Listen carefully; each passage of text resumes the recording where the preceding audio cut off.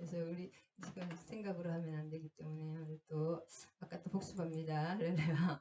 여기 이제 마태복음은 사복음서 중에서 제일 먼저 가장 중요하니까 제일 먼저 쓰여지겠죠. 믿지 않는 유대인들 대상으로 했기 때문에 구약이 많이 인용되어 있습니다. 그리고 그 예수님은 유대인들이 가장 사모하는 사랑하고 존경하는 누구예요? 다윗의 자손으로 다윗의 후손으로 그 피로 실제로 그렇게 오셨잖아요. 그것을 족보 혈통과 족보를 계속 제시하는 것을 볼 수가 있습니다.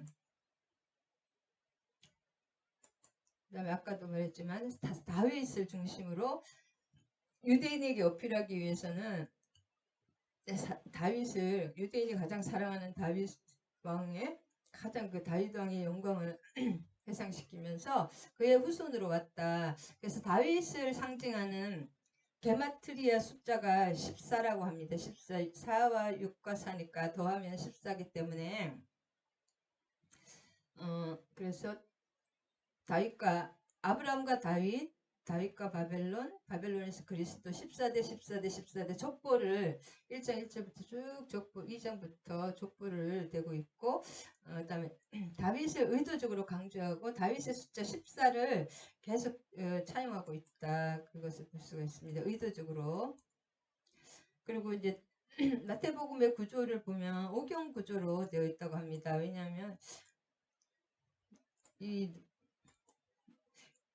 유대인들은 이 모세오경이 제일 중요하잖아요. 모세오경과 그 다음에 다 선지서로 모세오경 빼면 다 선지서잖아요. 선지서기 때문에 그래서 오경 구조는 맨 처음에 족보를 하나 잡고 그 다음에 전도 여행 중에 가르침 또 천국은 어떤 것인가 천국 비유를 쭉 모아놓고 그 어떤 공동체와 우리가 살아갈 길 그런 우리 천국 복음에 대해서 쭉 그런 것들 근데 그 산상순의 5, 6, 7은 산상순 하늘나라의 헌법이라고 할 수 있겠죠. 하나님 나라의 사람들의 헌법 5, 6, 7 그것을 또 볼 수가 있습니다. 마태복음은 목금부구 시대순이나 사건순으로 되어 있지 않고 치유는 치유 또 뭐 이렇게 묶음으로 되어 있다. 그것을 알 수가 있습니다.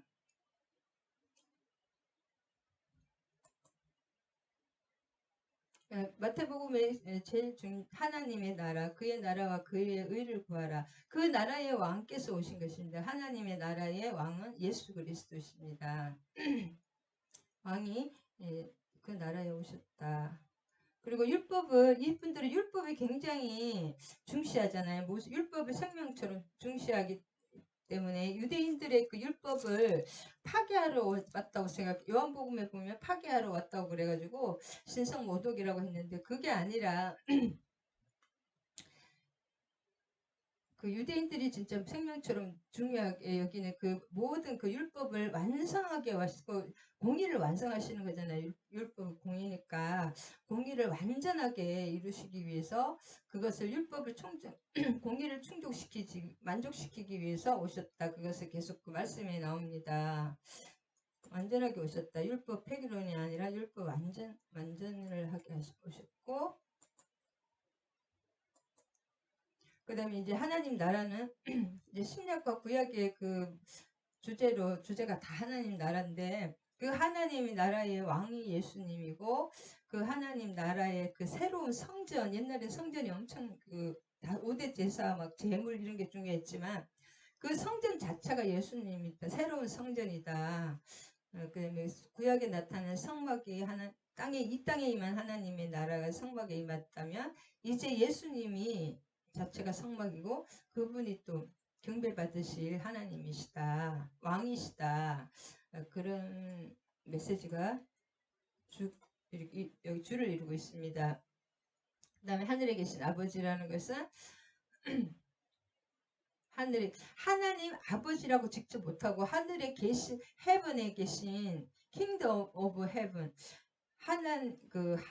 하늘의 나라 천국을 계속 얘기했는데 유대인들은 하나님의 이름을 마음대로 붙들지 못하기 때문에 하늘에 계신 아버지란 그 하나님 아버지라고 말 못합니다. 이 은유적으로 하늘에 계신 아버지란 말이 계속 쓰고 계십니다. 딴 데서는 하나님 아버지라고 직접적으로 말을 했다면 유대에서는 하나님의 이름을 완곡하게 하늘에 계신 아버지라고 계속. 그래서 하늘에 계신 우리 아버지 주기도문도 그냥 하나님 아버지 하면 될 텐데 주기도문 하늘에 계신 우리 아버지 이렇게 하고 있습니다. 15번. 그 다음에 마태복음은 하늘에 계신 아버지 한 번. 누가복음은 이방인 누가가 썼기 때문에 나오지 않습니다. 하나님 아버지라고 그냥 다이렉트로 나옵니다. 그 특징을 조금 알면은, 그다음에 유대인을 대상으로 했기 때문에 유대인들의 그런 그 구약을 많이 알고 유대인들을 이 서기관들은 유대인 이 율법주의자들은 그 성경을 다 외우잖아요. 구약을. 그래서 구약을 직접 인용한 게 75회고 간접적으로 인용한 게 50회다. 그러면 구약을 많이 아는 사람은 이걸 쉽게 이해를 할 수 있지만 구약을 모르는 사람은 이해가 좀 힘들다고 합니다. 유대인 대상이다. 그래서 그것을 알 수가 있습니다. 영적 이스라엘이죠. 우리는. 그 다음에 그 유대인이 가장 사모하는 다윗, 그 다윗의 영광, 다윗 언양의 성취자가 그냥 뜬금없이 온 게 아니라 구약을 통해서 구약의 성취가 예수님이고 신경 구약을 주신 이유가 있겠죠. 구약이 필요 없으면 구약을 안 주고 신약만 주셨겠잖아요. 하나님께서 구약과 신약은 한 권으로 연결되기 때문에 다윗 언약의 성취자가 예수 그리스도를 구약을 깊이 하면 알수록 신약이 더 깊어지고 은혜로움입니다. 그 다윗 언약의 성취자다. 그렇게 계속 말씀해 주시는 거고 갑자기 뜬금없이 온 사람이 아니라 이 사람은 다윗 언약의 성취자고 다윗의 후손이다. 다윗 왕의 그 후손이다. 아까도 말씀드렸지만 다윗의 숫자 14를 의도적으로 계보에 3번이나 사용했다. 그리고 이 당시는 그 메시아를 진짜 손꼽아 학수고대하고 있었잖아요. 유대인들이. 그리고 이 당시도 예수님 오기 전후해서 헬라 사상도 있고 해서 그런지 순교하는 것을 굉장히 미덕으로 알았다고 합니다. 죽는 것을. 왜냐하면 육체의 감옥에서 벗어나는 것이 또 헬라의 사상이거든요. 그래서 로마의 식민지를 받던 이스라엘 진짜 우리를 살려줄 사람, 그 우리를 구원할 구원자를 메시아를 애타게 기다리면 지금까지도 기다리고 있습니다. 유대인들은 참 불쌍한 것 같아요. 자, 그래서 아까도 말씀했지만 킹덤 오브 갓 이렇게 이 말을 못 쓰는 게 참 그것도 신기해요. 하나님의 나라란 말을 못 쓰고 하늘에 있는 왕국 갓을 못 씁니다. 하나님의 이름 갓 신의 이름을 못 쓰고 헤븐 하늘의 왕국 이렇게 은유적으로 썼다. 그 다음에 믿지 않는 유대인 대상이었기 때문에 모든 것이 유대인식으로 쓰여졌다. 그런 거. 그 다음에 예수님의 공생의 사역 세 가지로 하면 계속 해당해서 가르치시고 또 천국 복음을 하나님 예수님은 천국을 전파하셨죠. 하나님 나라를 전파하셨죠. 그 나라의 왕이 예수님이고 하나님이시잖아요. 해당해서 복음을 가르치시고 천국 복음을 전파하시고 가르치고 전파하고 그 다음에 고치시는 것이 이 세 가지가 복음 전하고 또 복음 전한 사람을 양육하고 또 병을 고치고 귀신을 쫓아내고 그것이 세 가지가 우리도 이같이 해야 될 줄 믿습니다. 나를 믿는 자는 나와 똑같은 일을 하면 나보다 더 큰 일을 하리라 말씀하셨기 때문에 이보다 더 큰 일을 해야 됩니다. 지금 우리는 얼마나 환경이 좋습니까? 마태복음의 구조 아까도 족보와 오경 구조 이런 것을 다 맞춘 것입니다. 오경 구조 이런 것은. 그래서 자, 그리고 이것을 알면 성경을 좀 이해하기가 쉬운데 히브리 문학 구조로 다 되어 있지 않아요. 성경이 그 두 사람 빼고는 거의 다 유대인들이 다 쓴 거거든요. 두세 개 빼고는 누가복음이나 사도행전 그거 빼고 그다음에 욥기 빼고 하여튼 몇 가지 빼고는 다 유대인 대부분 유대인이 썼는데 그래서 히브리 문학 구조 10가지 중 계속 반복됩니다. 그 다음에 수미쌍가법 처음과 마지막에 갖고 가운데가 제일 중요한 것을 부분적으로도 계속 수미쌍가법이 나오고 그다음에 역교차 대조법이라 그래가지고 이 수미상관법과 동시에 그 역교차 대조법이라고 그래요. 데칼코마니 있잖아요. 딱 접으면은 앞뒤가 똑같은 거예요. 교차 역 A, B, C, D부터 또 C, B, A 이렇게 해가지고 데칼코마니 식으로 딱 되는 이 세 가지 용법이 대부분입니다. 이 성경의 모든 기법을. 그래서 이 문학 기법을 구조를 알고 읽으면 조금 더 쉽습니다.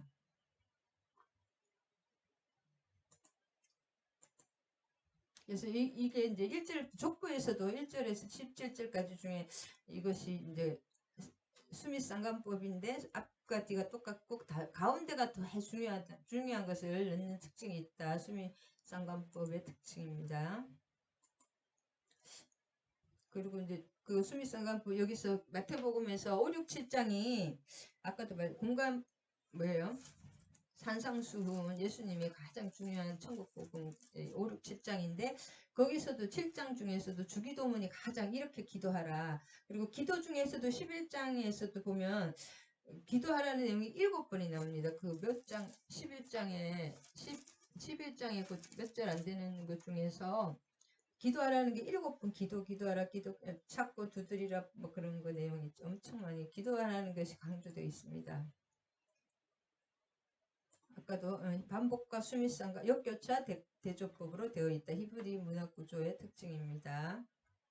그러니까 이거 히브리인에게 썼고 히브리 유대인들이 썼기 때문에 유대인 출신 세리마태가 썼기 때문에 이런 것들이 다 들어가 있다. 2000년 전의 내용이잖아요. 그 다음에 구약에 임하신 하나님 나라, 신약에 임하신 하나님의 나라는 예수님이 그 통치자다. 우리가 그 나라의 또 백성들입니다. 하나님 나라가 주제이고 한 번 더 복습이 중요합니다. 반복이 중요하다. 그래서 오늘은 그 저기까지 그냥 다 나가식으로 해보겠습니다. 빨리 맥주 하는 식으로. 아까 2장 3장부터 하면 될까요?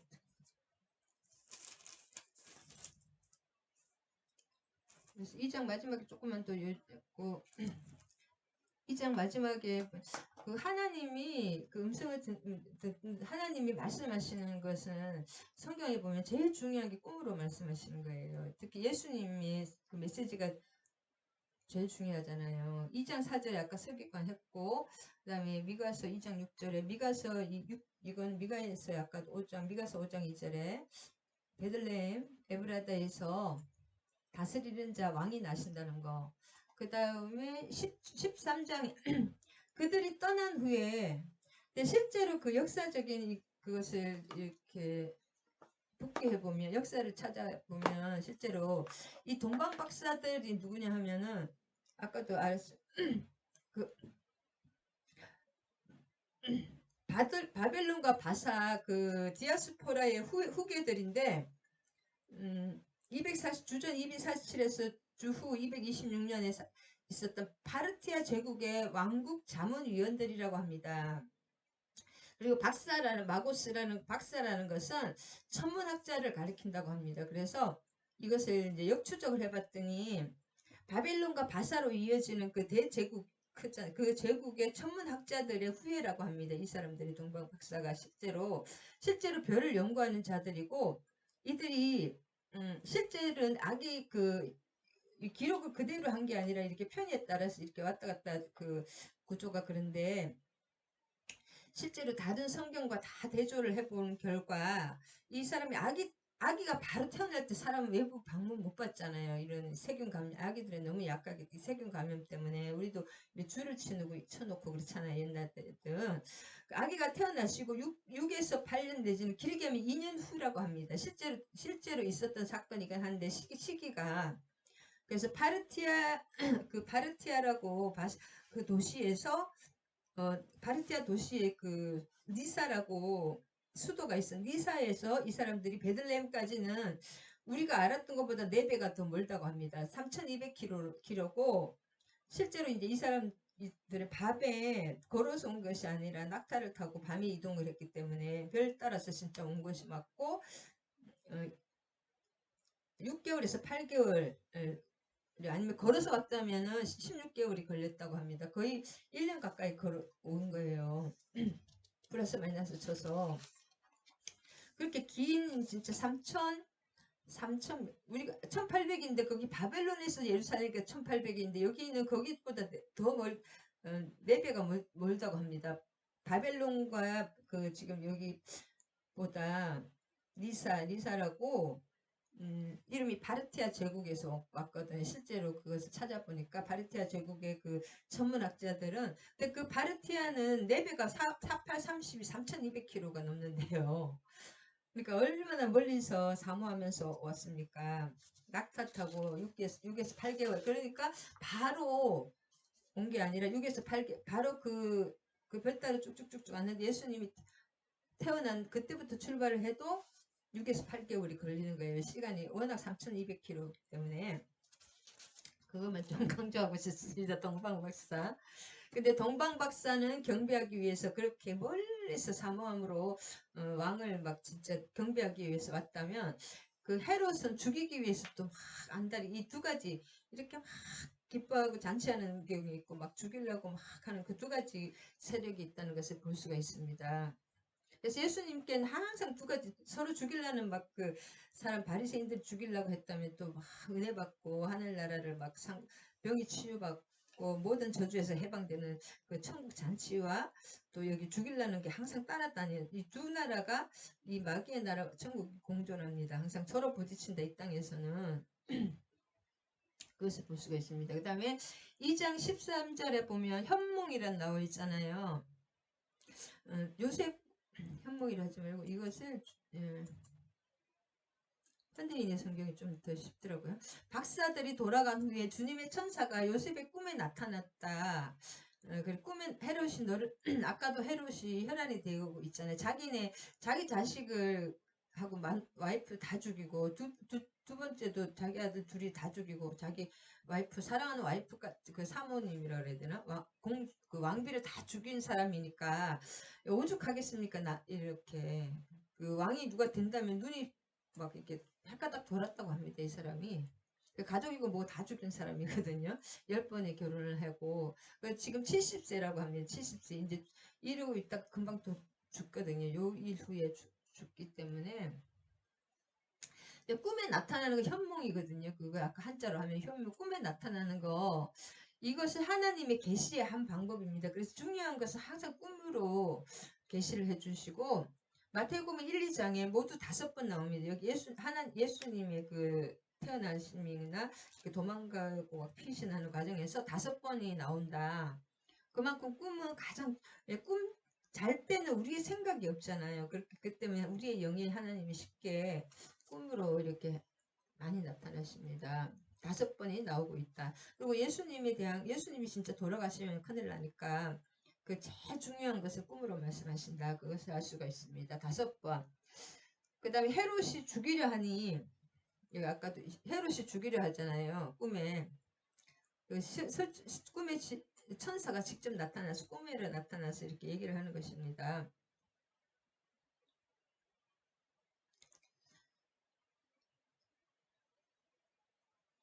그래서 동방의 천문학자들은 마고스들은 황금과 유향과 몰약 그 3가지를 드린 그 대조적으로 헤롯은 아주 죽이려고 혈안이 되어서 그를 찾고 있는 것입니다. 이장 17절에서 오늘 이제 이 사건으로 17절에 예언자의 다음과 같은 예언이 이루어졌다. 그래서 이런 식으로 해서 구약이 직접 인용되는 게 75번이라는 것입니다. 왜냐하면 유대인들은 구약을 다 외우고 있기 때문에 평생 동안 이 말씀만 보는 사람들도 많거든요. 이런 율법학자들은. 그러니까 구약에 정통했기 때문에 구약을 많이 인용하고 17절에 어디 갔죠? 예언자 예레미야의 말씀이 이루어졌다는 게 17절에서 라마에서 한 소리가 들리니 슬퍼. 근데 예수님은 안 죽었지만 그 주변에 다 2살 이하의 아이들 다 죽였잖아요. 이 말씀이 성경의 말씀이 다 성취되는 것입니다. 이것을 알고 미리 쓰신 건지 또 하여튼 성경은 이미 하나님은 전지전능하시죠. 미리 다 정하시고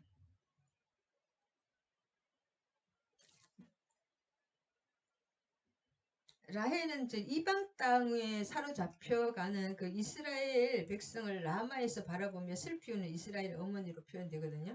이방 땅에 막 잡혀가 자기 자식이 외국으로 잡혀가면 얼마나 슬픕니까? 그 얘기입니다. 그러니까 자기 자식이 죽으니까 얼마나 애절한 나라의 그런 조상집이 되는 거죠, 한마디로. 그래서 3장을 이제 요약하면 아까 2장을 좀 했으니까 3장을 요약해 보면 마태복음 세례 요한이 천국을 전파하는 내용이거든요. 또 예수님이 시험 받으시고 또 그다음에 4장에 그런 내용이 쭉 연결되는데 세례 요한은 이미 예비된 사람이죠. 사도 바울이 사도 바울을 바나바가 없으면 사람들이 소개받지를 못했잖아요. 갑자기 어디서 뜬금없이 나타난 사람이니까. 그런데 바나바가 사도 바울의 그 길을 닦아줬다고 하면 세례 요한도 이 SNF로서 이 대대로 제사장 가문이고 집안이 굉장히 그 이스라엘에서 존경받는 집안이고 이 사람 자체가 또 광야에서 SNF파 있잖아. 모든 것을 버리고 석청과 메뚜기만 먹고 이렇게 자라 광야에서 진짜 모든 것을 하나님을 위해서 버리고 사는 사람이기 때문에 엄청나게 또 존경을 받았던 사람입니다. 그래서 이 사람이 진짜 믿을 만한 메신저가 중요하잖아요. 이 사람 진짜 예수님, 이 사람은 하나님의 아들이다. 그것을 얘기를 소개해주는 또 물세를 깨끗하게 이렇게 하는 회개하라, 회개하라 이것을 예수님의 길을 닦아주는 역할을 합니다. 항상 하나님은 준비하신다. 그래서 이제 세례 요한의 3장을 요약하면 세례 요한의 전도 사역과 그리스도의 이거 세례 받는 거 있죠. 그것을 기록하고 있으면 예수님의 본격적인 사역으로 넘어가는 그 교량 역할을 누가 세례 요한이 해주는 것입니다. 세례 요한이 없으면 예수님이 갑자기 어디서 뜬금없는 사람이 나타나서 사람들이 인정을 못 받잖아요. 그래서 누군가가 인정을 해주고 믿을 만한 신망 있는 사람이 이렇게 보증을 써주고 인정을 해줘야지 이렇게 되는 것입니다. 모든 것이. 그래서 세례 요한은 천국 선포와 회개하라 천국이 왔다는 게 예수님이 오셨다는 거예요. 예수님이 천국입니다. 예수님이 하나님 나라고 예수님이 새 성전이고 예수님이 또 경배받는 그 대상이고 번제단 뭐지 그 언약계 뭐예요? 법계 되신다. 법계도 되고 다 되십니다. 하여튼 그래서 세례 요한은 천국 복음, 천국 선포, 천국에 왔다는 거. 근데 천국은 죽어서 가는 게 아닙니다. 천국은 내가 예수님을 하나로 그분과 되면 내 예수님을 믿음으로 온 내 마음을 받아들이고 그 완전히 100%그 믿음이 뭐 100% 아니지만 믿음이 크고 작고는 있지만 그렇게 할 때 내 마음에 천국이 임하는 것입니다. 연합될 때 예수님을 1대1로 예수님이 목사님이 믿으라고 해서 믿는 것이 아니라 진짜 내가 1대1로 예수님과 하나가 될 때 예수님이 그 성경을 알면 또 예수님에서 더 많이 알겠죠. 더 많이 자세하게 알면 더 자세하게 믿게 됩니다. 어렴풋하게 알면 어렴풋하게 믿기 때문에 성경 말씀을 또 많이 읽고 기도를 많이 해야지 말씀과 기도 없이 그냥 말만 해서 되는 건 아닌 것 같아요. 영적인 것은 이제 실제적인 것입니다. 눈에 보이지 않지만 그래서 그리스도의 사역을 미리 길을 예비해 주시고 있고 주님은 죄가 없었음에도 불구하고 죄인과 같이 세례를 예수님 직접 받으셨잖아요. 세례 요한에게 하나님의 구속 계획을 성취시키는 것을 준비하신 것입니다. 결국은 준비해 주시는 분이다. 3장 1절에서 이 무렵 세례 요한이 유대 광야에서 이런 것이 우연히 일어나는 것이 아니라 우리가 이 당시 사람들은 이상한 사람이 막 세례 요한이 이제 아는 사람도 있지만 모르는 사람 이상한 사람이 막 이렇게 광야에서 자꾸 외치고 막 세례를 주고 사람들을 모으고 이상한 일이 있었잖아요. 이런 우리 주변에 일어나는 모든 그 시기와 우연한 환경 속에서 그게 거기서 하나님의 뜻을 찾아야 됩니다. 결국은 우리를 훈련시키고 우리를 깨닫게 해주시고, 그리고 하나님은 계속 이렇게 사인을 주실 때 반복적으로 주십니다. 우리가 깨달지 못한 사람이라는 것은 항상 연약하고 잘못될 수 있기 때문에 생각을. 할렐루야.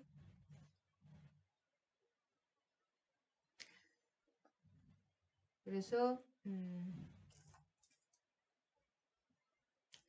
그래서 예수님이 12절까지 쭉 자기 타작마당에서 곡식을 모든 곡식을 키질하여 알곡을 곡간에 들이고 죽정이는 꺼지지 않는 불에 태울 것이다. 결국 열매 맺지 못하면서 그 하나님이 모든 것을 주권적으로 우리를 구원의 설정을 통해서 구원을 하시고 우리가 예수를 믿으면 영생을 하지만 우리의 그 구원은 이루어지는 가는 과정이거든요. 성화가 하루아침에 확 성화가 되는 것이 아니라 그 단계별로 계속 성화를 시켜주시고 우리를 변화시켜주시고 끌어주시고 계속 그 도와주시고 또 막 이렇게 해주시는데 우리가 거기에 반응을 해야 됩니다. 그래서 예수님의 선구자로서 세례 요한이 보냄을 받았잖아요. 세례 요한은 우연히 온 것이 아닌데 또 예수님의 사촌인가 육촌인가 그렇죠. 육촌인가 뭐 그렇잖아요.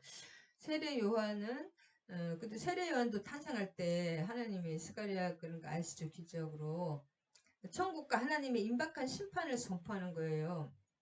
유대인들에게 회개를 촉구하고 이는 성령으로 세례를 베푸실 메시아를 영접하도록 준비시키는 과정입니다.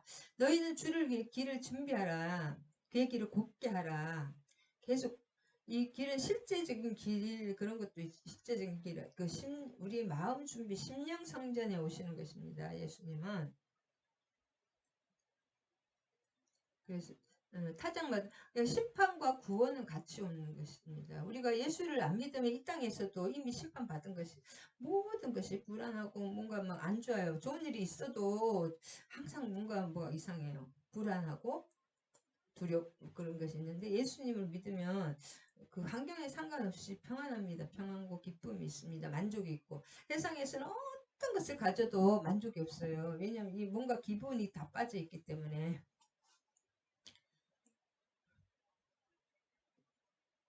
1절에서 12절까지 죄를 고백하고 요단에서 그래서 회개가 먼저입니다. 회개가 먼저고 회개한 다음 회개는 뭐냐면 내가 언제는 그 우리의 죄 때문에 오신 거잖아요. 결국 우리가 죄가 없으면 뭐 십자가에 달릴 게 뭐 있습니까?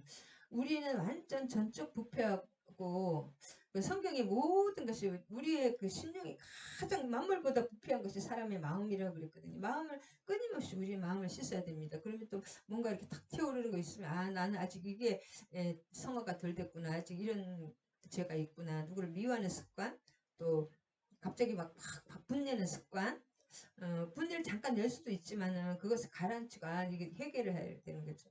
어떤 사람은 보면 그냥 막 쏴대는 사람이 있어요. 그냥 한번 터지면 목사고 나발이고 없이 그런 사람은 그 부분이 아직 이게 저게 안 돼, 처리가 안 된 거죠.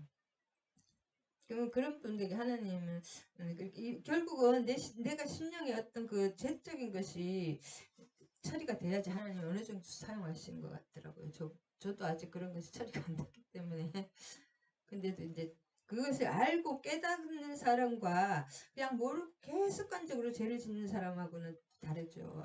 깨달으면 자꾸 이렇게 고치게 되거든요. 그리고 기도하지 않으면 우리는 끊임없이 죄를 짓게 되더라고요. 할렐루야. 그래서 의인은 없나니 하나도 없으며 만물보다 부패한 것이 사람의 마음이라. 그래서 사람은 그냥 사랑할 존재지 그 완벽하기를 바라면 안 됩니다. 누구나 그래 장단점이 다 있습니다. 하나님의 형상과 모양으로 우리 심령이 태어났지만 믿지 않는 자는 믿는 자나 다 하나님의 자녀지만 그게 부패가 됐기 때문에 저 자신을 보면 참 죄가 참 많은 것 같아요. 갈수록 모든 것이 죄예요. 깨닫고 나면 다 죄입니다. 자, 3장 9절 죄를 고백하고 요단강의 세례를 자기의 죄를 아는 것이 진짜 소크라테스가 참 저는 명언 너 자신을 알라. 그것이 얼마나 중요한지 몰라요. 우리 자신이 죄인인 것을 모르면 그 모든 것이 이게 뭐냐면 근본이 딱 바르게 돼야지 이게 뭔가 이게 풀리는데 근본이 진짜 단추가 삐뚤어진 상태에서 아무리 옷을 예쁘게 입으면 뭐합니까? 이 근본이 반듯하게 돼 우리가 죄인인 것을 내 자신의 마음이 부패한 마음이라는 거 만물보다 부패한 것이 나의 마음이라는 것을 알아야지 모든 것이 제대로 풀려 나갑니다. 죄인이니까 예수님이 필요하지 죄도 없는데 무슨 예수님이 필요합니까? 예수님은 죄를 없으시는 분이는데 할렐루야. 우리의 죄로 인해서 죽는 거죠. 죄를 고백하고 요한에게 세례를 받았다는 것입니다.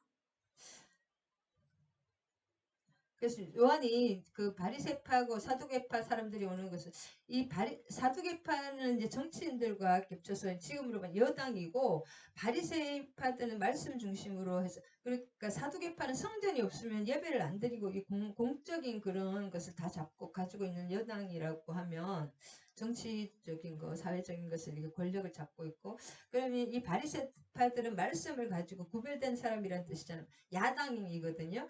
그러면 이 백성들 편인데 예수님이 백성들을 다 이렇게 예수님한테 가니까 바리새인들이 예수님의 자기들의 뭐랄까 그 경쟁자로서 자기들이 할 일을 다 예수님 민중을 자기들이 끌어야 되는데 야당으로서 백성을 예수님이 다 빼니까 이 사람들이 예수님을 죽이려고 그렇게 했던 것입니다. 독사의 자식들아 누가 너희들 앞으로 내릴 하나님의 무서운 벌을 피하라고 했느냐. 실제로 영적으로 보면 독사예요. 독사의 자식이에요. 왜냐하면 배말에 다 들어가 있습니다. 이 말 들으면 하여튼 성경에 있는 거는 그대로 다 믿으면 됩니다. 독사의 자식 맞습니다. 예수님을 거역하는 사람들은. 9절에 보면 너희는 진정으로 회개했다는 보여줄 만한 말을 행동. 진짜 회개했다는 거는 우리가 이 행위가 바뀌어야 됩니다. 내가 하나님을 진짜 믿는다면은 그렇게 다 그 죄를 또 짓고 또 짓고 또 토하고 그냥 세상 사람처럼 그렇게 안해 결국은 모든 사람이 그 권력 예수를 믿으나 안 믿으나 모든 세상 사람들은 자기의 권력을 위해서 일한다고 합니다. 육신들은. 근데 이제 하나님의 날 것을 버리고 하나님의 영광, 하나님의 그게 순종하면서 나아가는 거 그게 종이 한 장 차이인데 자기의 결국은 자기를 위해서 움직이는 거잖아요. 자기의 권력을 위해서 그것과 이게 비슷하면서도 이게 구별됩니다. 속으로나마 아브라함이 우리의 조상이라고 말할 것 아예 생각하지도 말아라. 하나님께서는 이 돌들을 가지고도 아브라함의 후손이 되게 하실 수 있다. 그래서 이 사람들은 핏줄 아브라함의 자손인데 막 우리는 하나님의 택한 백성인데 구원의 조건이 혈통에 있는 것이 아니라 회개와 믿음에 있다는 것을 지적하는 것입니다. 이 당시에 이 사람들 그 이스라엘 사람이나 사두개파나 바리새파 사람들을 보면은 아주 쇼킹한 말이거든요. 자기들은 택한 백성이고 막 그거밖에 생각 안 하는데 우리만의 하나님이라고 생각하는데 이렇게 이 돌들로 너희들은 아무 필요도 없다 혈통은 그렇게 얘기하니까 쇼킹한 것입니다. 이 돌들로도 하나님의 백성을 만들 수 있다. 이것은 무슨 의미냐면 하나님이 민족이나 혈통에서 상관없이 이 돌 같은 마음들 그러니까 이 돌들이 실제로 돌들이라는 거 이게 상징이랄까 은유랄까 하나님을 믿지 않는 사람들 마음이 돌덩이 같습니다. 돌덩이 같아요. 그 돌덩이 같은 마음들을 회개케 하여서 하나님의 자문으로 삼을 수 있다는 것입니다. 에스겔서 36장 26절에 그 말씀이에요. 겔 36장 26절에 보면 시간이 없어서 좀 찾아볼까? 다음에 지금 시간이 다 끝내야 되기 때문에 그런 뜻입니다. 도끼가 나무 뿌리에 놓였으니 좋은 열매를 맺지 않는 나무는 다 지켜 불에 던져질 것이다. 나는 너희를 세계시키려고 물로 세례를 주나 내 뒤에 오시는 분은 나보다 능력이 많은 분이시다. 나는 그분의 신발을 들고 다닐 자격도 없고 그분은 너희에게 성령과 불로 세례를 주실 것이다. 그래서 물과 물과 불, 성령은 불, 성령의 세례, 물의 세례, 물로 세례를 준다.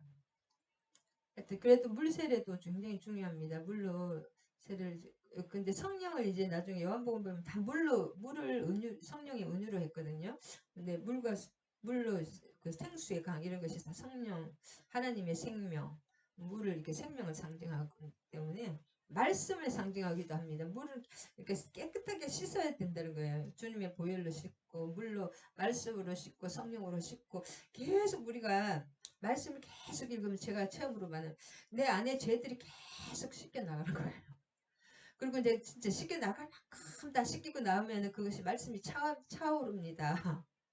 말씀이 아무리 읽어도 생각이 안 나고 그런 것은 계속 지금 씻는 작업인데 계속 읽어야 됩니다. 읽고 묵상하고 기도하고 말씀으로 기도하고 말씀 기도하고 하나님 이것이 성령께 뭐 여쭤보고 또 찾아보고 책도 보고 그렇게 계속 가다 보면 이제 얼굴이 좀 하얘지더라고요. 얼굴이 옛날에 도끼가 많았는데 좀 순해지고 내 얼굴이 아닌 것 같아요. 이게 좀 순해진 것 같더라고요. 옛날에는 엄청 독했다며 말씀을 많이 먹으면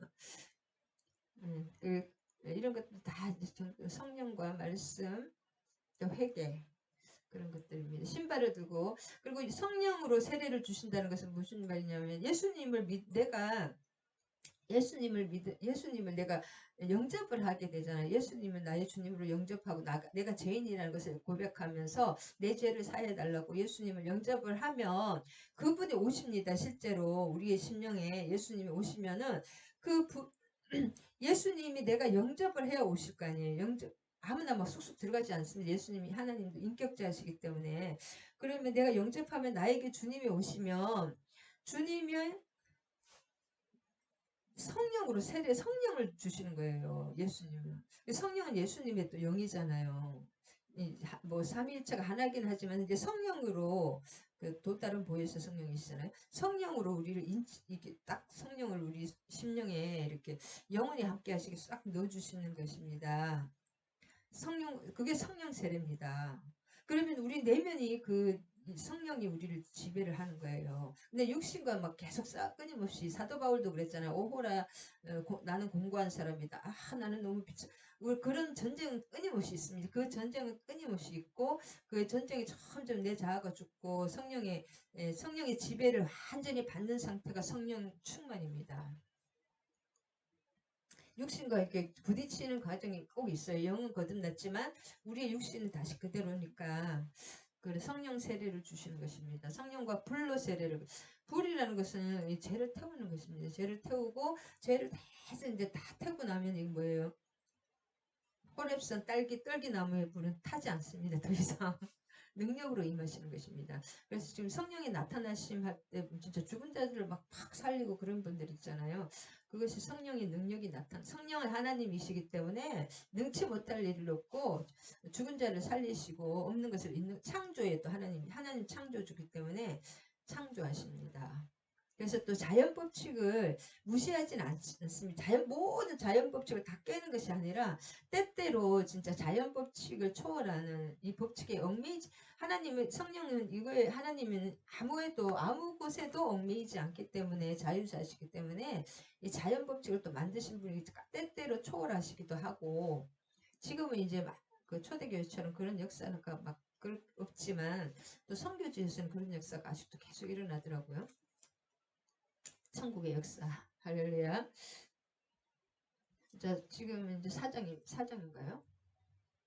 자, 사장을 간단하게 하겠습니다. 사장을 요약하면 시험을 받으시고 천국 복음을 이제 전파하시는 그 내용인데 가르치시며 전파하시며 고치는 그 내용이 쭉 나오시는데 사장은 40일간의 요약해서 40일간에 걸친 예수님의 금식 기도와 그에 이은 연이은 사탄의 시험이 주 내용입니다. 사탄은 그 세 가지 시험을 통해서 예수님께 하나님을 거부하고 사탄의 권세에 복종하라고 하고 또 이 예수님은 말씀으로 승리하십니다. 사탄도 말씀을 왜곡해가지고 항상 말씀을 이용하는 것을 볼 수가 있습니다. 말씀을 왜곡하거나 말씀을 좀 이렇게 조금 변개하는 것 같아요. 변개하고 거꾸로 말하는 수도 있고 그 말씀으로 또 승리, 그 말씀의 금, 지금은 말씀이 총입니다. 그래서 기도를 할 때 말씀 없이 막 기도하는 사람, 총 없이 총알면 계속 빈 총만 쏘면 무슨 일. 성령의 말씀의 성령의 검이라고 에베소서에 얘기했잖아요. 그 당시는 총이 없었잖아요. 2000년 전이니까. 지금은 이제 칼 가지고 싸우는 것보다 총이 더 총으로 주로 많이 싸우잖아요. 총입니다. 총. 말씀을 탁 쏘면 말씀을 가지고 기도를 해야 된다. 예수님처럼. 그러니까 말씀으로 이기는 것이죠. 결국은. 말싸움에서 이기지 않으면 결국 어떤 것도 이길 수 없습니다. 말이 이게 이렇게 딱 뭐랄까. 먼저 앞에 딱 이것 때문에 사탄의 권세에 복종하라고 하고 주님은 말씀으로 승리하고 이것으로서 메시아의 신적 능력 그 다음에 성부에 대한 성자의 그 복종이 확정이 되는 것입니다. 예수님은 요한복음에도 보면 하나님께 전적으로 복종하는 것입니다.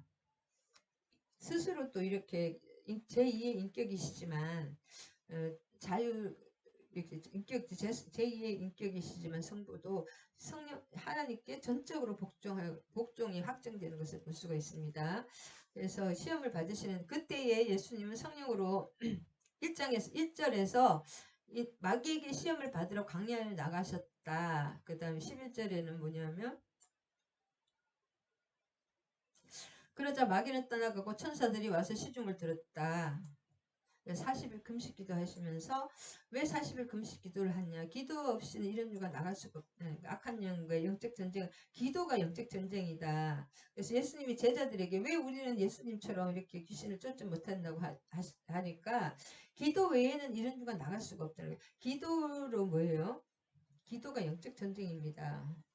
영적 전쟁을 승리하지 않고는 사역을 할 수가 없어요. 그래서 교회를 하든지 어떤 그 사역을 하든지 이제 집에서 또 막 전도를 하여튼 가정 전도 뭐 이웃 전도 이런 것도 다 그 사역이라고 할 수 있는데 크고 작은 사역이라고 할 수 있는데 특별히 이제 교회를 개척하고 교회에서 이렇게 하기 위해서는 반드시 예수님처럼 예수님도 우리에게 시범을 보여주신 거예요. 기도로서 뭔가 이렇게 영적 전쟁을 승리하고 영적인 것을 처리하고 나가야 해서 그때부터 되는 거지.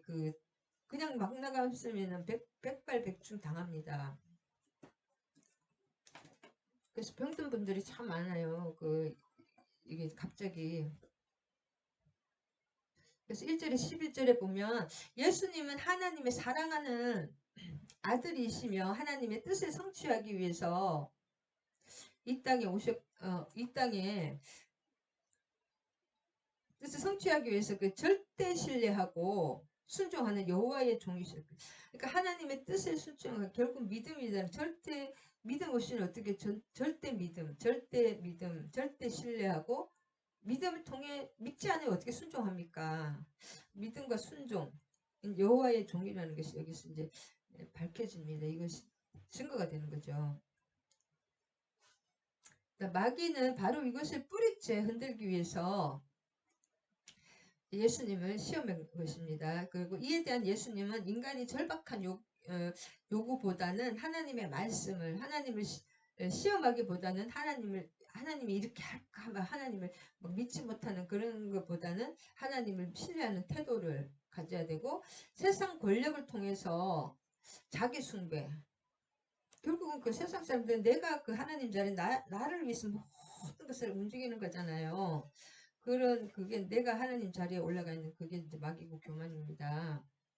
하나님을 부리는 거잖아요. 이렇게 이렇게 하나님을 이용하는 거 우상으로 그렇게 하면 안 됩니다.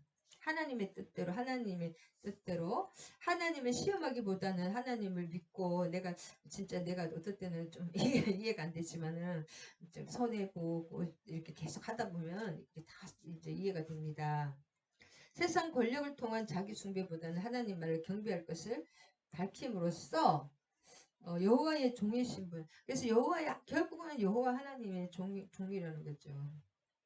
왕이 종입니다. 왕이 높아지려면 종이 돼야 된다고 그랬잖아요. 자, 왕으로 오셨지만 마가복음의 마귀는 떠나가고 천사들이 와서 시중을 얻게 됩니다. 이런 영적 전쟁을 기도를 통한 영적 전쟁에서 승리를 하는 것을 볼 수가 있습니다. 우리도 이런 기도 없이 뭔가 막 하나님이 일을 하려는 거 이거 저도 참 기도가 제일 힘든 것이 기도인 것 같아요. 몸부림 쳐야 됩니다. 몸부림. 그럼 또 하나님이 불쌍히 여겨주셔서 기도할 수 있게 해주십니다. 어거지라도 앉아 있어야 돼요. 어거지라도 그걸 계속 해놓으면 나중에는 이제 저절로 됩니다. 18절에 보면 18절에서 22절 예수님은 갈릴리 바닷가를 거니시다가 그물을 던지고 있는 어부들을 이제 제자들을 부를 때 제일 먼저 이 그물이라는 것도 뭐냐면 마지막 시대를 상징하는 게 그물이거든요. 구약에도 그물 이런 게 나오는데 그물 비유 이게 마지막 그리고 이 사람들이 어부라는 것도 이것도 굉장히 또 실제로 어부였지만 상징적인 것이 영혼의 어부들 있죠. 영혼을 낚는 어부, 영적 어부들입니다. 우리는 예수님의 제자들은 그래서 뭐 하려고 그랬 어디까지 했더라? 할렐루야. 18절에서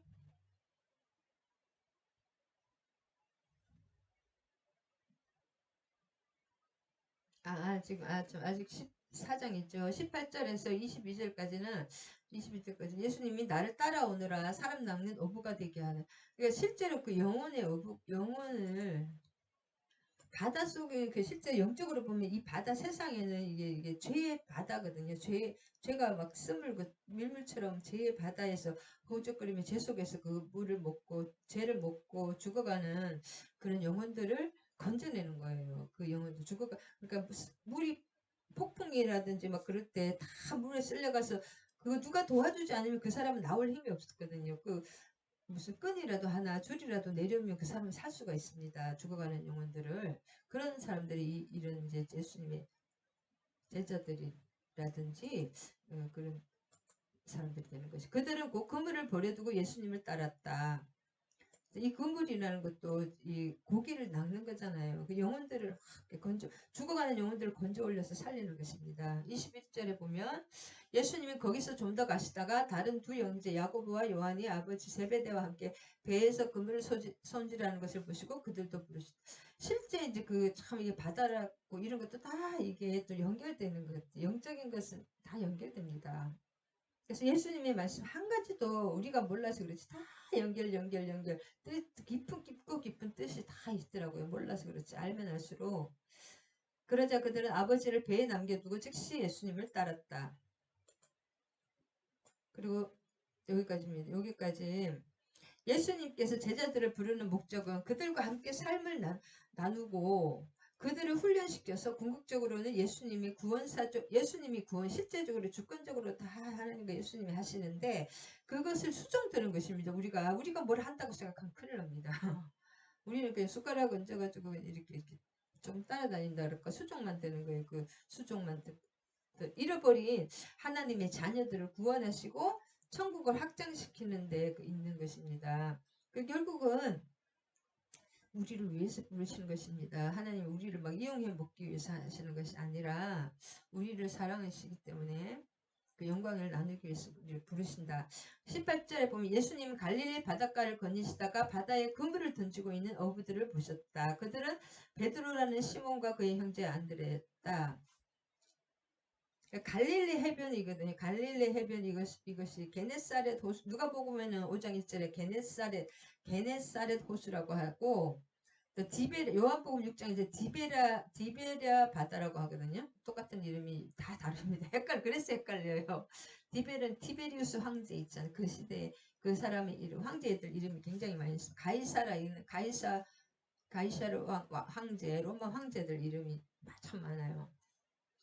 안디옥 이런 것은 그 안티오쿠스 시리아 왕이죠. 그런 이름.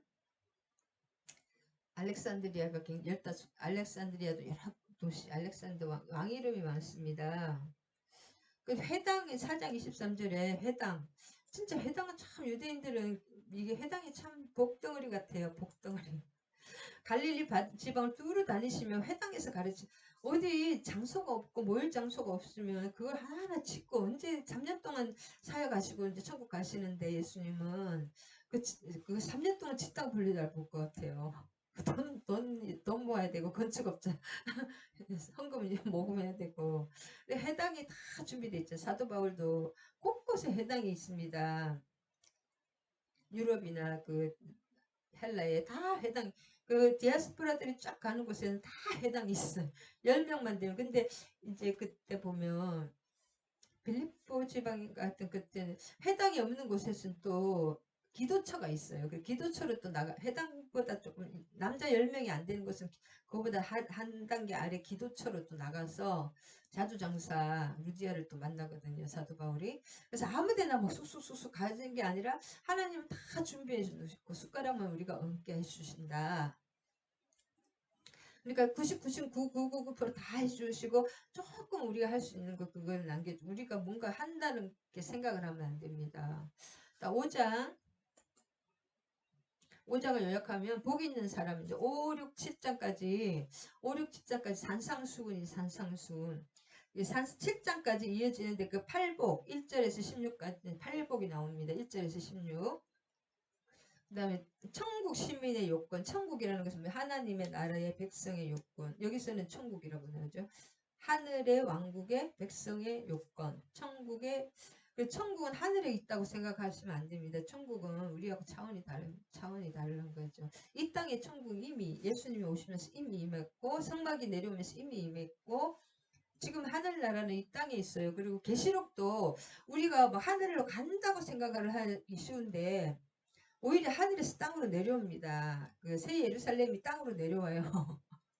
우리가 하늘에 올라가는 것이 아니라 하늘에서 땅으로 이 땅에서 우리가 살고 있는 나의 그 삶의 정황에서 그 천국을 찾아야, 여기가 천국입니다. 딴 게 천국이 아니라. 그리고 이 땅에서 천국을 못 사는 사람이 죽어서 갑자기 천국 가지 않습니다. 이 땅에서부터 천국을 살아야지 그냥 그대로 또 천국을 가는 것이죠. 정말로. 여기서부터 시작된 예수님이 계시는 곳이 천국이고, 하나님과 예수님과 성령님이 계시는 곳이 천국이고, 그분이 안 계시는 곳이 지옥입니다. 하나님이 없는 그 심령은 그 자체가 지옥이더라고요. 조금. 아무리 세상적인 것을 채워도 갈급하고 불안하고 두렵고 만족이 없고 뭔가 막 갈급하니까 또 중독되고 잘못된 것에 막 빠지는 거예요. 이것도 해보고 저것도 해보고 이 사람도 만나고 저 사람도 만나고, 그리고 또 못 만난 사람들은 이 교회 저 교회 계속 교회 쇼핑하는 거 있잖아요. 그 사람도 뭔가 잘못된 것입니다. 하나님은 자기가 심령으로 만나지 못하고, 하나님 여기 있다 저기 있다 너희 마음에 있다는 것입니다. 우리의 마음 성전이 예수님의 성전입니다.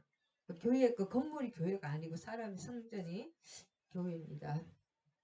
성전입니다. 자, 5장은 이제 복 있는 사람이 쭉 되고, 13절 소금이여 빛이라, 그 다음에 노하지 말라. 천국 시민들의 그 십계명, 그러니까 뭐예요? 법 중에서 제일 최고의 법 있잖아요. 그 법입니다. 천국 시민들의 헌법이라고 요약할 수 있습니다. 그리고 화를 막 버럭 이제 목사가 돼가지고 갑자기 막 전화해서 따지고, 그것도 아니 이제 초보자, 저 같은 초보자가 아니라 나이가 많은 목사, 막 그 사람이 천국 그 순간적으로는 하여튼 지금 왔다 갔다 하는 것입니다. 천국과 지옥을 왔다 갔다 하는 거예요. 천국과 그 반대 나라를, 마귀의 나라를 왔다 갔다 하는 거예요.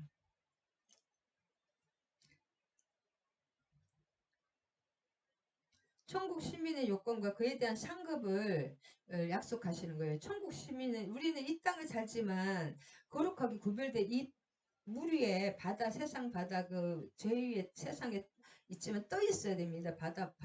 그 배 위에 떠 있고, 그 세상을 변화시키기는 함께 살지만 빛과 소금이 돼야 되고, 구별돼야 되는, 함께 있지만 또 구별돼야 되는 거, 이런 조화를 잘 이루어야 됩니다.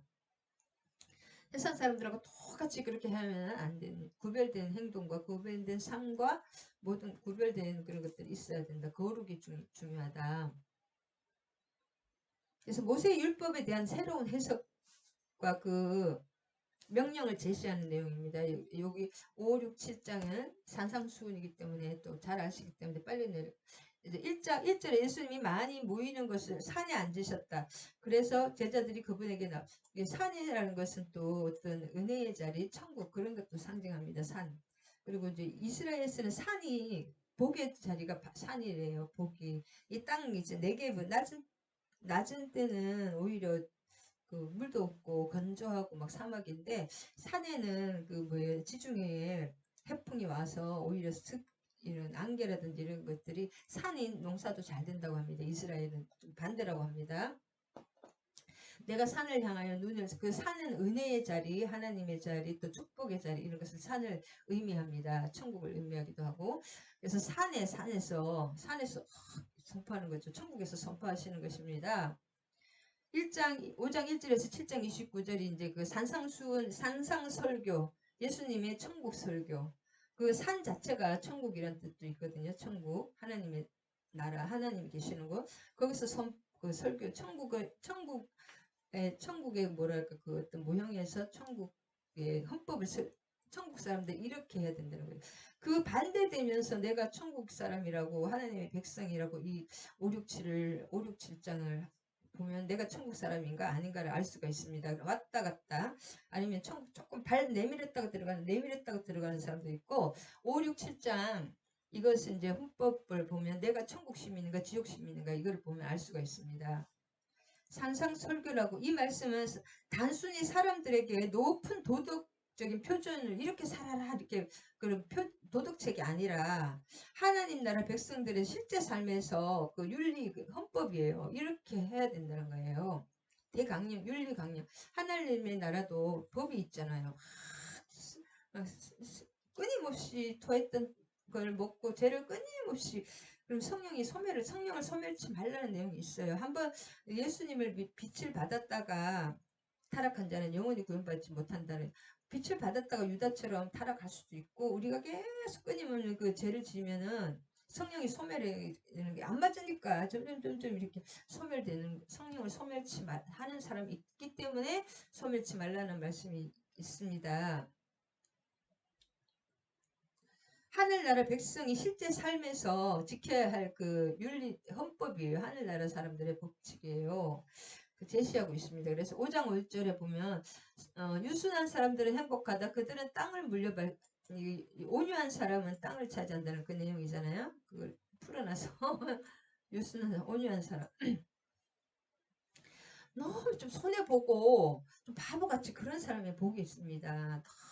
너무 따지고 있잖아요. 막 진짜 칼같이 따지고 그런 사람이 나중에 잘 살 것 같죠. 당장은 이익을 근데 나중에 그 사람 복이 없습니다. 하나님 복을 안 줘요.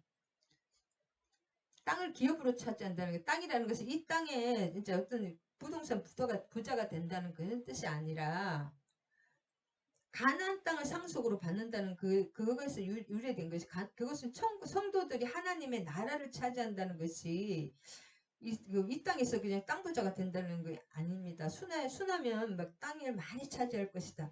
하나님 나라를 차지한다는 뜻입니다. 그 다음에 5장 17절에 내가 율법이나 예언자들을 없애려 왔다고 생각하지 말라. 없애려 온 것이 아니라 완전하게 하려 왔다. 율법이나 예언자들은 이걸 좀 풀어놓으니까 더 헷갈리네요. 항상 보던 말씀이 아니라서. 개역개정 사판으로 한번 17절 율법과 선지자를 이것은 뭐냐 이걸 구약은 율법 5세5경과 다 선지서라고 하거든요. 히브리어로는 다 뭐 열왕기나 이런 거 다 선지서입니다. 모세 여호수아서나 이런 걸 다 선지자라고 여기기 때문에 율법과 선지자는 구약을 말하는 것입니다. 내가 구약을 폐하러 온 것이 아니라 폐하러 왔다고 생각하지만 구약을 폐하러 왔다고 이때는 신약이 없었습니다. 신약 시대에 이때 이 말씀 시대에는 신약이 없었어요. 신약이 아직 쓰이지 않았던 때에 기록해 이것도 지금 50년대 70년에 기록한 것 때문에 그 후반에 기록이 되거든요. 이때 요 말할 때는 실제로 신약이 신약 시대에는 신약이 거의 없었습니다. 신약이 구약 모든 성경을 구약을 말하는 것인데 내가 율법이나 선지자를 구약 말씀을 폐하러 온 것이라고 생각해서 요한복음에도 보고 뭐 다른 복음에도 보면 신성모독이라고 해서 예수님을 죽였거든요. 신성모독. 그리고 할례와 안식일의 목숨, 그것이 이제 이스라엘 사람의 표준 할례와 안식. 근데 예수님이 그 두 개를 다 어겼거든요. 그러면 그 레위기에 보면 안식일을 지키지 않은 사람 죽이고 할례를 받지 않은 사람 죽이라 했기 때문에 이스라엘 사람들 구약 그대로 죽인 거예요. 자기들의 법칙에 의해서 유도리가 없이 폐하러 온 것이 아니라 완전하게 하나님 그래서 구약을 폐한 게 아니라 예수님이 구약의 그 공의를 다 십자가로 완전하게 하신 거죠. 사랑하면 그게 뭐가 법이 필요 있습니까? 그 법이 사랑하는 사람이 어떻게 도둑질하고 사랑하는 사람이 죽이고 사랑하는 부모님을 어떻게 불효하고 사랑하는 형제를 계속 이건 막 이렇게 나쁘게 하지 않잖아요. 해꾸질 않았듯이 사랑은 율법을 완성시키는 것이다.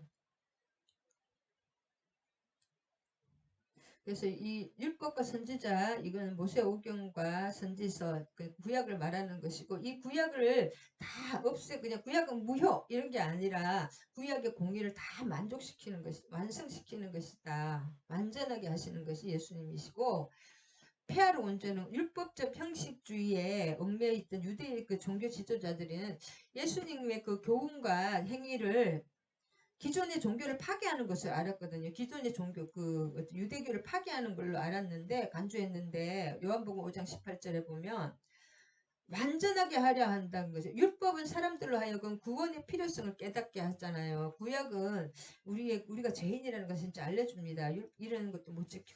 나는 죄인이라는 것을 깨닫게 되고, 선지자는 그 구원의 요구가 장래에 충족될 것을 가르쳐 주는 것이 선지서는 이렇게 하라 저렇게 하라 이렇게 이건 나쁜 것이다 막 그렇게 계속 얘기하듯이 그런데 예수님이 오셔서 이러한 율법과 선지자의 요구 율법과 선지서들을 그것을 예언을 다 선지서에 예언한 사람이 예수님이고 그것을 다 성취하고 사랑으로 성취시키시는 분입니다. 완전하게 하시는 분이다. 율법 폐기론자가 아니다. 예수님은 기존의 그 종교를 파괴하는 것이 아니라 완성시켜 주시는 분이다. 구약을 완성시켜 주시는 분이고 5장 22절에 보면 나는 너희에게 이르노니 형제에게 노하는 자마다 심판을 받게 되고 형제를 대하여 라가라 하는 자는 공회에 잡혀가고 미라노미라 하는 자는 지옥불에 들어가기라. 형제를 욕하는 사람은 지옥에 들어간다는 거잖아요. 여기 공회라는 것은 사내들인에 잡혀간다는 거예요. 사내들인. 공회에 잡혀간다. 형제를 바보로 라가는 약간 바보 그런 거잖아요. 그 사내들인은 유대인의 최고회의고 각 지파에서 6명씩 그 72인의 회의로서 제사장, 장로, 바리새인, 서기관 등으로 구성되어 있습니다. 그래서 거기서 재판도 하고 이렇게 다 처리했잖아요. 그 다음에 그 형제에 대해서 잘못해도 그냥 무조건 용서하라는 거죠. 한마디로. 기도해주고 진실로 이르노니 내가 한 푼이라도 남김없이 다 갚기 전에는 결코 거기서 나오지 못하리라.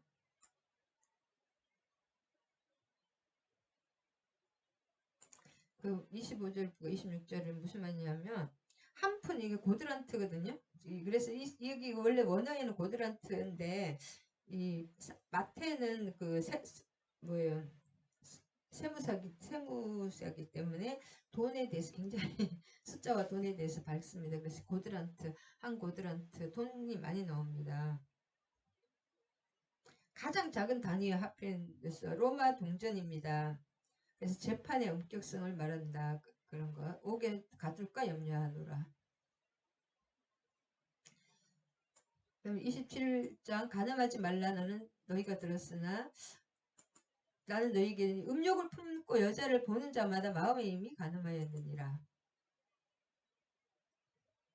이미 가늠하였다는 것은 이미 실제적인 가늠은 육체적인 행위이지만 이 죄는 사람의 마음속에서 하나님의 마음속에서 하는 거 있잖아요. 실제 도둑질 안 했는데 도둑질하고 싶은 마음 이런 마음 실제로 하는 거 그거 똑같은 엄청난 그래서 모든 것이 죄인이라는 것입니다. 우리는 이 죄는 사람의 마음속에서 그 욕심이 하나의 욕심 그 다음에 생각 또는 계획 또 그것으로 요런 마음에서 실제로 그게 꼬투리가 되는 것입니다. 그 마음에 품으면 언젠가는 그 죄를 지을 확률이 많아요. 그렇기 때문에 이 싹을 잘라야 되는 거죠. 마음에서 이미 잘라야 되는데 시작된 모든 죄는 마음으로부터 이게 죄의 시초는 마음으로 들어오는 것입니다. 그래서 가인에게도 죄가 내 문 앞에 엎드렸다. 그것은 무슨 말이냐면 이 마음 속에 지금 죄적인 마음이 다 있기 때문에 우는 그 사자가 그 죄를 뭐야지 악한 영은 우리의 죄를 틈타고 들어옵니다. 그래서 죄를 가진 사람들은 그냥 사자가 쫙 삼켜버리는 거예요. 악한 영이.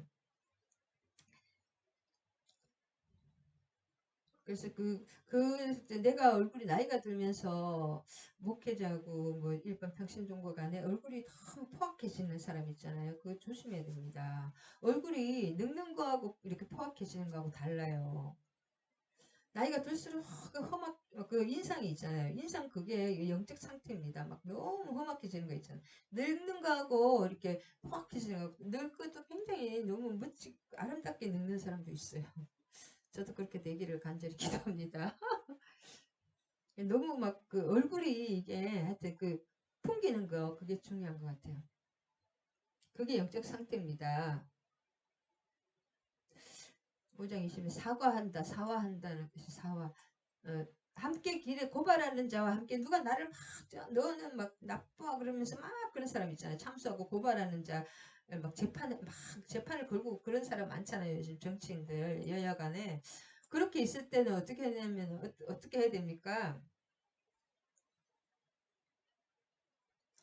소송하는 당사자들끼리 화해해서 풀어버려야 되는 거예요. 내가 잘못했으면 그 서로 이렇게 얘기 들어보고 내가 그냥 웬만하면 내가 손해보고 다 이렇게 해달라는 대로 해주면 되는 거예요. 1,000원 달라면 2,000원 줘버려야 되는 거예요. 그냥 그런 식으로 화해 이렇게 손해보고 다 풀어줘야 된다는 것입니다. 나중에는 더 크게 물게 됩니다. 그런 뜻입니다. 그 사람의 심령을 일단 풀어줘야 되는 거예요. 그 마음을 풀어줘야 되는 거예요. 근데 진짜 마음이 내가 진짜 이 사람에게 내가 뭐든지 막 미리 해주려고 하면 나중에는 그 돈을 아예 안 받더라고요. 결국은 그 돈을 받은 것이 아니라 그 마음을 원했던 거예요. 그러면 사람들이 그걸 원합니다. 나는 뭐 사건이 있으면 그 사람 해달라는 대로 다 해주기로 원하고 그렇게 말을 하잖아요. 그럼 어떨 때는 아예 그냥 그 마음을 참 기뻐하시는 것 같고 아예 큰 돈을 받아도 되는데 안 받는 수가 있더라고요. 그렇게 결국은 돈 문제가 아니라 사람의 마음의 문제다. 명백하게 해달라는 대로 해주는 게 최고입니다.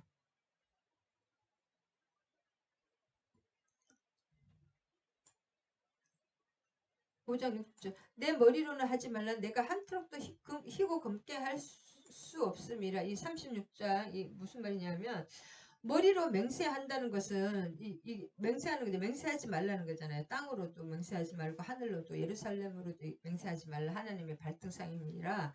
그런데 맹세를 한다는 것은 머리로 맹세를 하는데 만일 약속을 지키지 않으면 내 머리를 잘라야 된다는 거예요. 그 생명을 잃어도 좋다는 그런 뜻입니다. 내가 그래서 약속을 하고 막 수시로 약속을 어기는 사람 있잖아요. 사람과의 약속을 자꾸 깨는 사람은 그것도 하나님과의 약속을 깨는 거하고 거의 똑같지는 않지만 사람과의 약속 이것도 하나님과의 약속이라고 하나님 다 보고 계셔요. 약속을 지켜야 됩니다. 저부터. 그래서 함부로 약속하면 안 되고 또 너희가 너희 형제에게만 무난하면 남보다 더하는 것이 무엇이냐 이방인들도 이같이 하느냐 너희를 사랑하는 자를 사랑하지 말고 미워하는 자도 사랑하되 세리도 이같이 한다 그런 거예요. 47절에 보면 유대인들은 이방인들을 개나 돼지처럼 생각했습니다. 그때 이방인들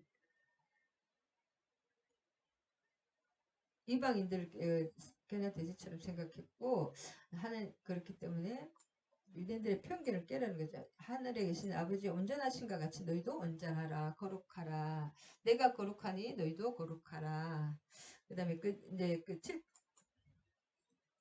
우선 간단하게 이제 6장에는 구제함을 은밀하게 하고 기도하라는 것입니다.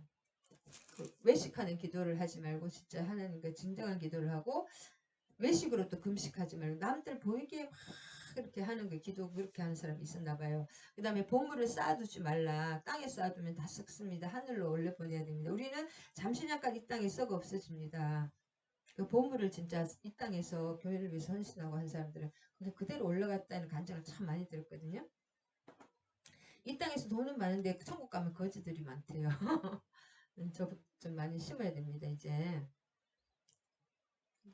그거 내용이고 6장에 앞으로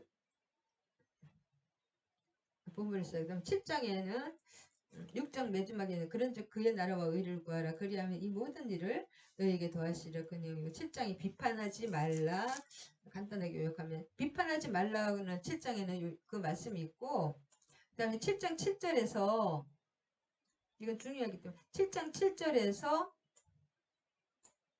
구하라 그리면 이거 다 다른 내용이 다 나오잖아요.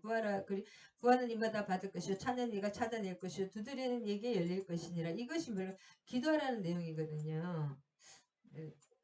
그러면 누가 떡을 달라는데 돌을 주면 이렇게 약한 자라도 하늘에 계신 아버지께서 구하는 자에게 좋은 것으로 주신다는 것입니다. 아버지가 자녀에게. 그래서 여기서 11절까지 너희가 아까 그 11절까지 7장에서 7절에서 11절까지 기도하라는 거 7번이 나오면 7번 완전 수잖아요. 그만큼 기도가 중요해. 계속 기도하라는 거예요. 구하는 뭐 악한 자도 자기 자식에게 뱀을 주지 않듯이 하나님 선한 하나님 아버지가 오죽하랴. 근데 하나님은 우리가 원하는 대로 응답을 주시지 않지만 반드시 우리의 기도를 들어주시고 응답을 해주십니다. 근데 그 응답이 우리가 원하는 게 그대로 응답해 주시면 큰일 납니다. 우리가 원하는 대로 하나님은 좋은 것으로 그 때에 하나님의 때에 반드시 응답해 주신다. 그것까지 오늘 여기까지 하고 다음에 다시 한번 더 하겠습니다. 할렐루야. 하나님 감사합니다. 오늘도 귀한 예수님이 태어나신 그 성탄절날 또 산상수훈을 나누고 예수님이 탄생하신 그 동방박사를 만나보았습니다. 우리도 그 실제로 동방박사가 3,200km, 3,400km 큰 먼 곳에서 6개월에서 8개월 동안 그 낙타를 타고 별을 보면서 그 베들레헴에 왔지만 실제로 베들레헴에 그 이스라엘과 유대 베들레헴에 있던 그 유대인들은 그 하나님의 아기 예수님 그 왕이 그 나라의 왕께서 이 땅에 자기 나라의 통치자 왕께서 직접 오셨다는 것을 아무도 모르고 있었습니다. 그래서 우리가 항상 마지막 때에 깨어있게 하시고 성령의 음성에 귀 기울이며 말씀과 성령으로 기도로 또 마태복음 5, 6, 7장 그 산상 하늘의 그 천국 시민의 헌법을 지키며 보물을 하늘에 쌓아두며 절대로 비판을 하지 않고 좁은 문으로 들어가며 기도하고 두드리고 찾고 구하고 문을 두드리고 그렇게 그래서 좋은 것으로 하나님께서 주실 하나님께 기대하며 항상 기도로 승리하는 저와 우리 지체들이 되게 하여 주실 것을 간구하며 예수님 이름으로 기도드립니다. 아멘 아멘. 승리하게 하여 주시는 주님을 찬양합니다. 주기도문과 축도하심을 예배 마치겠습니다. 하늘에 계신 우리 아버지의 이름이 거룩히 여김을 받으시오며 나라가 임하시오며 뜻이 하늘에서 이루어진 것 같이 땅에서도 이루어지이다. 오늘 우리에게 일용할 양식을 주시옵고 우리가 우리에게 죄진 자를 사하여 준 것 같이 우리 죄를 사하여 주시옵고 우리를 시험에 들게 하지 마시옵고 다만 악에서 구하시옵소서. 나라와 권세와 영광의 아버지께 영원히 있사옵나이다. 아멘 아멘. 축도하시겠습니다. 이제는 우리 주 예수 그리스도의 한량없는 은혜와 하나님 아버지의 극진하신 사랑과 성령님 감화교통 또 강력한 역사하심에 함께하신 지체들과 우리 정소의 목사와 이 나라 이민족에 이제부터 영원히 함께하실 것을 축원하옵나이다. 아멘 아멘. 사랑하고 축복합니다. 예수님 찬양합니다. 감사드립니다.